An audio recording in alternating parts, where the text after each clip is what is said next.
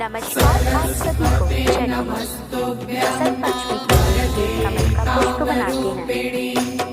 विद्यारम्भं करिष्यामि सिद्धिर्भवतु मे सदा।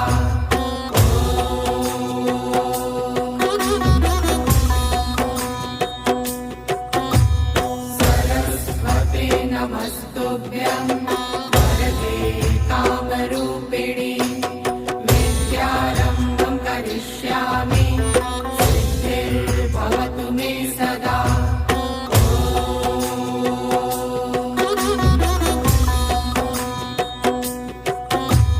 सरस्वते नमस्तुभ्यं